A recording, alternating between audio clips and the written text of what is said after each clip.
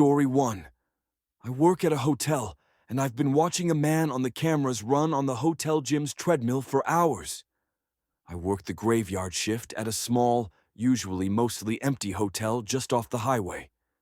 The hours suck, obviously, but other than that, it's a pretty cushy job. I clock in, settle down in the back office, and watch downloaded movies or shows on my laptop. The connection sucks back there, but it's a place I can sit out of view of the guests and relax, so I just prepare accordingly. Periodically, I'll glance at the CCTV monitor hung on the wall in front of my desk. Mostly, it's just to see if there's anyone at the front desk that needs anything, or to see when my coworkers arrive in the morning, so I can brush the Cheeto dust off my shirt and pretend like I wasn't half asleep only moments before they arrived. The cameras show several other areas of the hotel too. Each stairwell, several shots of the parking lot outside, and each exit door, the kitchen, laundry room, the lobby, and a few other areas. There's also a camera in the gym, but no one ever uses it. The hotel I work for isn't really known for their stellar cleanliness or functioning facilities. Our pool hasn't been open to guests in months, and our gym has like one functioning treadmill, a couple weights, and I think a pull-up bar. I've been working here for a few months, and I don't think I've ever been inside. Anyway, at about 2 a.m., 2 hours into my shift, I glance up from my show to check the cameras and notice that the light in the gym is on. The grainy footage shows a man, average-looking, maybe on the older and fatter side, running on the one working treadmill. I don't recall checking him in, but I'm not the one who usually handles that stuff. Most people are in before my shift anyway. Whatever, I thought. I can hardly judge him. Looks like he's doing more exercise than I ever do. I go back to my show, getting up once to grab another bag of chips from the concession area. When I get back, I check the time. 2:32 a.m. The one instance of actual work I do starts at 3, when I run the nightly audit on the computers, so I have to start keeping track of the time more closely around then. I spare a glance towards the cameras, and I'm surprised to see that the man is still running on the treadmill. Well, probably not still, right? Like he probably took a break to do other workouts, and now he's back to running. Or maybe he's been running this whole time. I don't know shit about exercise. In the crappy video quality, I could still see that he was sweating pretty hard. His shirt was almost an entire shade darker, and his thinning hair was visibly slicked back. At the time, all I thought was, good for him, I guess. Maybe this old fat guy should be motivating me to start working out for real. I finish another episode before getting up to start the audit process, which usually takes me a couple minutes. Before I left the office, I checked the cameras again, just because I didn't like being surprised by a guest waiting for me at the desk whenever I went up.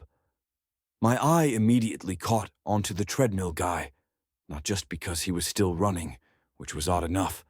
I mean, it had been a full hour of, I'm pretty sure, non-stop running at a pretty quick pace for a guy like him. No, it's because this time he was staring straight at me. Well, not me, but the camera in the corner of the gym. I froze. We locked eyes, even though I obviously knew he couldn't see me. He was dead-eyed with a slack, exhausted expression on his face, and yet he was still running, his arms no longer swinging along with his run, but instead hanging limply at his sides. I stood there for a long few seconds, confused and creeped out by what I was seeing. Right before I decided to write this guy off as a weirdo and turn away from the monitor to go do my job, he fucking smiled at me. At the camera, I mean. This creepy wide smile that didn't really reach his eyes, and the worst part was that his tongue just sort of limply flopped out of his mouth, as if the only thing holding it in was his closed lips. It just bounced around like he had no control over it, moving to the rhythm of his jog. It was also way too long, like a normal tongue would just stay in a person's mouth if it was completely relaxed, right? Needless to say, I was really creeped out by this guy. I don't know how long he was staring at the camera in the corner, or why he decided to smile right as I noticed him doing it. Obviously, it was just weird timing, or he probably just decided to fuck with whoever might be watching the cams right at the moment that I looked up at him. But somewhere deep inside me, I felt like I was actually being watched. It was about to be 3 a.m., and if I didn't have the audit done by 3:15, I'd get another write-up and probably yelled at my boss about how it's literally the only thing I have to do all night. As anxious as this guy was making me feel, I didn't want to take my eyes off of him in case. I didn't even know why, honestly. However, I swallowed my nerves and tore my eyes away from the screen and fast walked my way to the front desk with my mind made up to do the audit as quickly as possible. Let me describe the layout real quick here. The back office is around the corner from the front desk. Down the hallway, past the elevators, the lobby where we do breakfast, the pool, and the laundry room is where the gym is. It's not the most well-designed hotel, and there's a few twists and turns leading to the gym at the other end of the first floor that makes directing guests verbally an annoying task. That also meant that as I stepped out to the front desk, I didn't have a straight shot to be able to see the gym. On the one hand, I was relieved that I was kind of far away from the weirdo, and on the other, I was made even more anxious that he was now no longer in my sights. I booted up the ancient computer and started printing reports, filing them away in various folders with one hand and signing stuff that needed to be signed with the other. I'm sure I got some stuff wrong, but my priority was finishing this quickly so I could return to the office. I felt exposed out here. Couldn't see anything but the lobby, the sound of some pop radio playing way too loud, drowning out any other potential noise. Every second for the 10 minutes that I was out there, I felt like something really wrong was about to happen. I had to bring some of these reports back to the office to file them away while the audit process was running on the computers. Normally, I just did this at the end of the process to not make as many trips back and forth, and because, as soon as the process ended, I had to update the system to roll over to the next day. If I didn't do that part within a minute of the process ending, the whole thing would get fucked up. This time, though, as soon as the computer started processing, I raced back to the office to check on the cameras again, if only just to confirm that he was still doing the same thing. The first thing I noticed when I got back was that the light in the gym had turned off. I hadn't heard the heavy gym door open and close from the front desk, but maybe the stereo was just too loud to hear it. I began scanning the rest of the displays, trying to find him on his way back to his room, in the stairwell or the elevators or wherever, just to give me some peace of mind. At first, I didn't see him anywhere on the cameras until my eyes glanced back at the gym display. It was subtle, but the dim light on the treadmill display that indicated that it was in use looked like it was still on. I thought that maybe he just forgot to turn it off when he left. And then I saw him. He was still in there, still running. I just hadn't seen him at first in the dark. His body was barely lit by the treadmill, but that's not why I noticed him. His eyes were two pinpricks of light reflecting off the display, still staring directly at me. I choked back a gasp when I saw that. Why had the lights shut off while he was still in there? They were motion sensors. Maybe if he was standing perfectly still, they'd turn off eventually, but there he was, still running at the same pace. He was clearly exhausted, his whole body drooping forward as his arms swung back and forth, but his legs continued moving at the same speed as they were an hour ago when I first noticed him, and his head was craned at an unnatural angle to keep staring at me. In the back of my mind, I considered that maybe this man needed help, some sort of mental illness thing that made him keep running. But my fear kept me rooted to the spot, not breaking eye contact. I still had the audit process to complete, but there was no way I was taking my eyes off of him again. "What the fuck?" I muttered under my breath, but as the last word left my mouth, he suddenly stopped running and fell off of the treadmill, landing headfirst on the tile floor. The cameras didn't record sound, but I could swear I heard a crack. In my shock, it took way too long to react to the lights coming back on, and him standing with his neck clearly broken and his head limply hanging backwards off of it. As soon as he stood, he ran out of the room, passing the laundry camera, the pool, and making it halfway through the lobby before I broke out of my paralysis to run and slam the door to the office shut, locking it in the process. A slam against the door shook the office 2 seconds after I had closed it, and then another, and another, like he was using his body as a battering ram. I looked back at the cameras, but there were none pointing directly at the back office's entrance. The only thing I could see was the trail he left of blood and what looked like shit all the way from the gym to the lobby. The entire room shook with the force of this fucking thing slamming itself against the door, and every call I tried to make to the police failed again and again. The door was heavy, but I didn't have faith in it holding up for that long if he kept going at this rate. I just kept looking back and forth between the door and the cameras, selfishly hoping that a guest would notice the commotion and draw this thing's attention away from me. I don't know what would happen to them if they did, but at the moment I was only focused on getting the fuck out of the hotel. After a few minutes, 3 to be exact, the banging stopped. It took a second for me to notice, but once I did, my eyes shot to the monitor. He was definitely still there, since there were no bloody footprints leading away from the back office. I wish I could forget just how long I stood there, staring at the screen and willing it to show this thing walk away. But the display on the bottom right of the monitor showed me each excruciating minute, which is how I knew exactly what time another guest started making his way down to the lobby. At 6:28 a.m., I noticed movement on the camera that was pointing at the third-floor elevator. A young man, dressed in workout clothes, carrying a gym towel. My heart sank, and I began to think of ways to warn him or somehow prevent this thing from doing whatever it was trying to do. I could have pulled the fire alarm. I could have grabbed a chair or something to use as a weapon and jumped out at it. Hell, I could have at least stopped watching. I didn't do any of those things. I watched as the man entered the elevator at the 3rd floor and descended down to the lobby. The second those elevator doors opened, the creature that had been standing in front of my office door for the past 3 hours and 18 minutes made its move.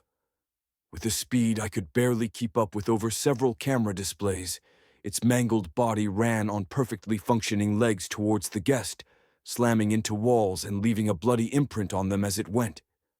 The guest made it 1 foot off of the elevator before this thing tackled him back into it. I only saw a spray of blood hit the opposite wall as the elevator door slowly closed again. This was my chance to get the fuck out of the hotel and never look back, but again I found myself rooted to the ground in fear. I couldn't bring myself to tear my eyes away from the monitor, so I watched as the elevator door slowly opened once again. The guest walked out, just the same as he had walked in.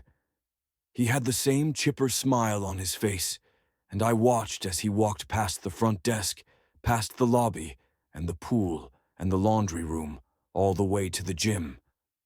I was out the door, and on my way to never coming back again before I could see him enter. I'm writing this in my car a few miles away from the hotel because I couldn't stand to go home yet. But I figured I should make my version of events public just in case. I know that man is running on the treadmill right now, and my coworkers or whoever else comes into the hotel next is going to have to deal with what I went through all over again. But I can't bring myself to care. I even feel too claustrophobic to stay inside my car at this point after spending so long in the back office. My legs are still shaking, and the only thing I want to do right now is run as fast and as far away as I can. Story 2. My husband died and his family sucks nonfiction. I'm struggling with my husband's death, and I don't know how to live without him. My husband died 19 days ago. I am struggling so much. We have a 7-year-old daughter who is also struggling, but she is so much braver and stronger than I am. Kids are so resilient, but I am not. My husband got sick last year. We thought he was getting better, but a rare complication arose. He lost his life during a surgery intended to save him. As soon as he died, his sister and his mom started arguing with each other. More of his siblings were on the way, and they were all bickering with one another. I could barely think straight. They left me with his things to go back to their hotel. I sat in the hospital parking lot until I could compose myself enough to drive to a hotel. I'm not sure how, but I managed to rent a room in the middle of the night as the hospital was so far away from my home. I stared at the walls. The next morning, my husband's mother was making plans to come into my home with his 5 siblings and take mementos to remember him by. I told them no. Everything he had was now his daughter's, not theirs to scavenge through. The house is mine, so they would only be welcome if I allowed it. Visiting my daughter would also have to be planned and scheduled with me, as I am her only parent now. My daughter didn't even know her father was gone yet, and here they were planning on dividing his things to take away from her. They thought they would have a claim to my home and another property. His brother asked me less than 36 hours after my husband died to sell my property. His brother decided to intimidate me and threaten me with the police by saying he had things in my home that belonged to him. He lives 5 hours away from my house and had been in it maybe a handful of times. He wanted my husband's wallet, his phone, and a safe box, which he claimed were all his now that my husband was dead. His family has been so awful to us. They made it quite clear we are not welcome to any celebration events. They posted on social media about his death and left out that he was a father. His brother and mother stalked my dead-end street and kept trying to come into my home that the police had to be involved. All this disgusting behavior has been wearing on me. I am trying to be strong for my daughter, but it's so hard. I have been focusing on time when I'm with her, to make sure she's fed and cared for. But I have my own work I need to be doing, and I am barely functioning. I stare at my screen all day, disassociating by scrolling on social media so I can check out. I'm so disgusted that his relatives are behaving this way. I'm so tired, and I'm not sure how I'm going to get through this. Note: before any suggests it, I am a lawyer, and I have already consulted other lawyers about these matters. ETA. I am overwhelmed with all the support in the comments and messages. I've read every comment and message, and I appreciate all of you so much, ETA too. I woke up this morning to so many comments and messages, so it will take me a while to read all of them. Thank you so much for all the support. Story 3. AITA for just refusing to cook for my wife at this point? About a month ago, I posted here about something that happened over dinner one night. My wife, Jennifer, literally retched at my cooking, despite taking the tiniest bite imaginable. After that, I refused to cook for her, which made her very angry. It was this bizarre disconnect between her, thinking my food was trash, not fit for a compost bin, but her demanding that I continue making it for her anyway. I was hesitant to update because for some reason beyond my understanding, I received about a dozen hate-filled direct messages after my last post. They were all being sent from users of a parody community of this. I have no idea what I did to make so many people upset, but a lot of people have asked me for an update, so I figured I'd give one. Anyway, the last month has been really eye-opening for me. I had long ago noticed that Jennifer was highly critical of my cooking, but over this time I've come to realize that she's really critical of just about everything that I do. For example, 2 weeks ago I was walking outside with her. I'm pigeon-toed and have been since I was a baby, although it's a lot better now. Jennifer asked why I was walking with my toes slightly pointed in, and when I explained to her that I'm pigeon-toed, she responded in an exasperated tone, "Why don't you just try walking with your feet straight?" Yes, thank you.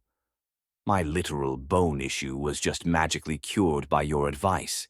I never realized that the problem to something I have suffered from for nearly 40 years was staring me right in the face. At least now, if I know I ever get cancer, I can just get rid of it by deciding not to have cancer. You see, I never really noticed how critical she is towards me on virtually everything I do. She's just more forward about my cooking. For example, when she walks into my home office, she always scrunches up her face in this really displeased way. I don't think she likes the interior, which I designed, because she wants nothing but white and gray in every room in the house. Whenever I try to do the laundry, she'll hear me open the washing machine door and beeline over to backseat me through the whole process. This is coming from a woman who once ruined a $1,500 suit of mine because she thought bleach would be the perfect stain remover, by the way. When I was explaining an issue I had with my colleague to her, she took my colleague's side despite her being objectively in the wrong from an industry standpoint. My wife was adamant, though. I must have been the one to screw things up. I'm honestly just exhausted. The criticism of my cooking was the worst, yes, but it really just overshadowed everything else she always found fault with me on. I tried to have a conversation with her, and naturally she denied doing anything of the sort, denied ever being rude to me, and even denied retching at my food. She actually tried to gaslight me here. She kept asking me questions like, "When did I do that? Tell me the date." Then she called me a hypocrite for being critical of her, hijacked the conversation, and eventually stonewalled me. I've come to realize that I don't really like my wife anymore. She's just such a negative person. It makes me sad, but in the next few days, I'm going to ask her for a divorce. She's not going to like it, but I've come to realize that when she walks into a room I'm in, I get anxious about what she's going to say to me.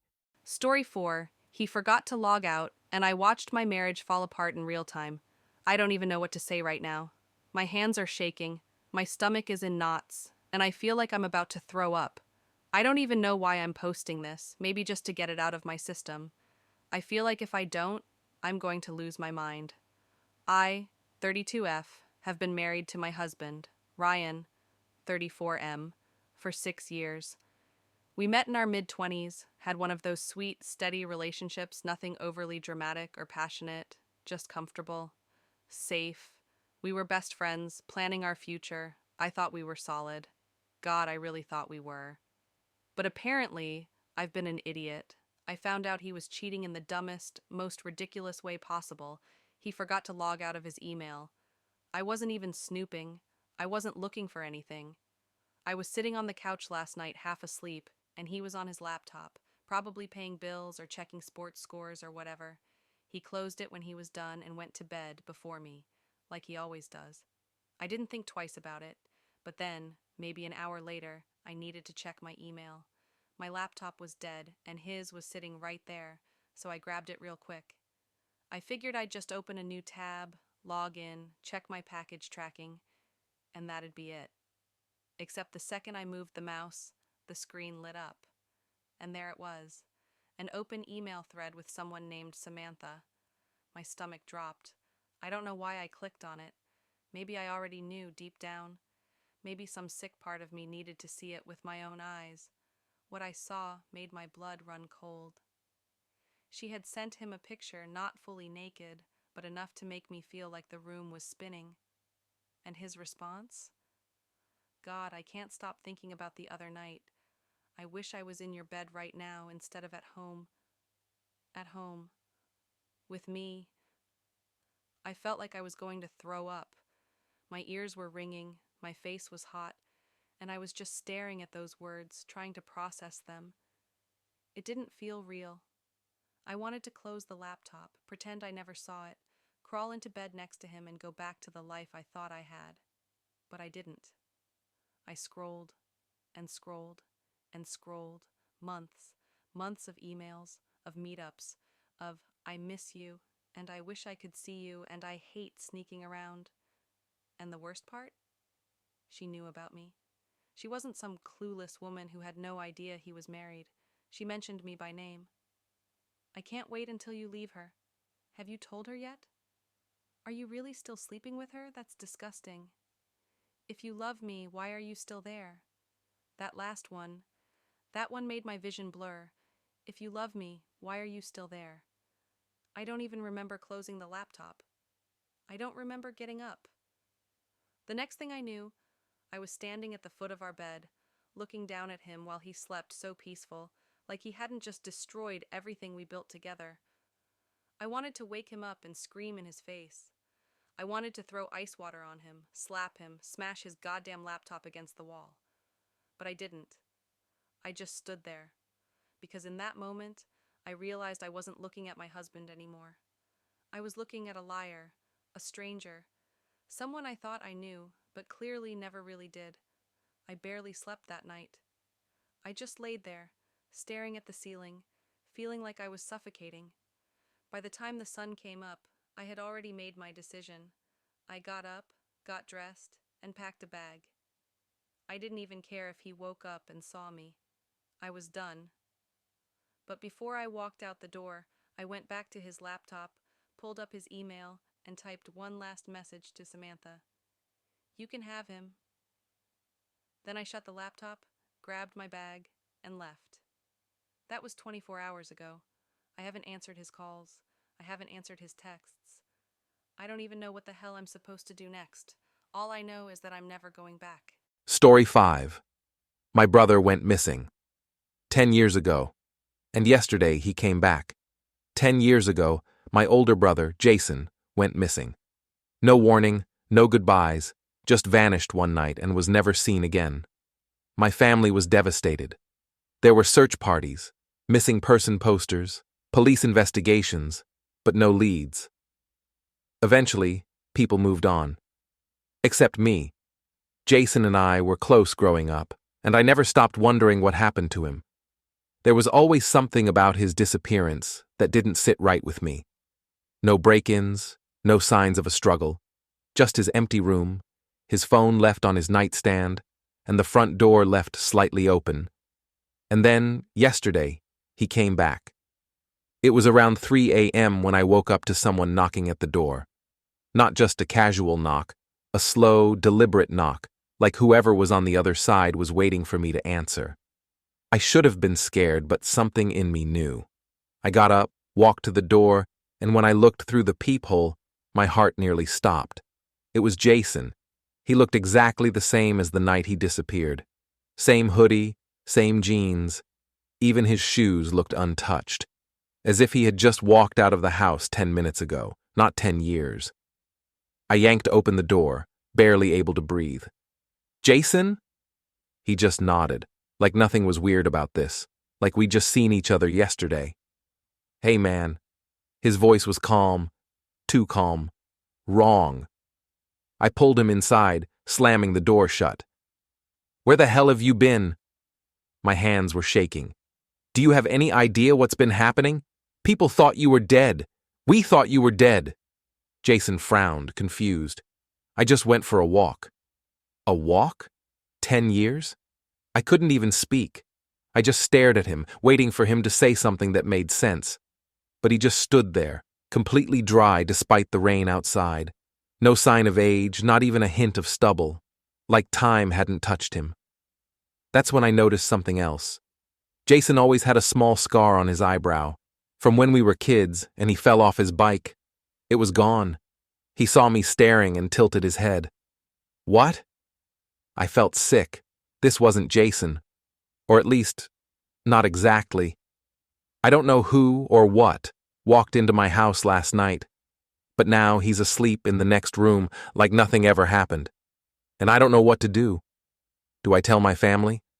Call the cops? Or do I wait and see what Jason does next? Story 6. My friend got followed home by another kid's dad and physically beaten.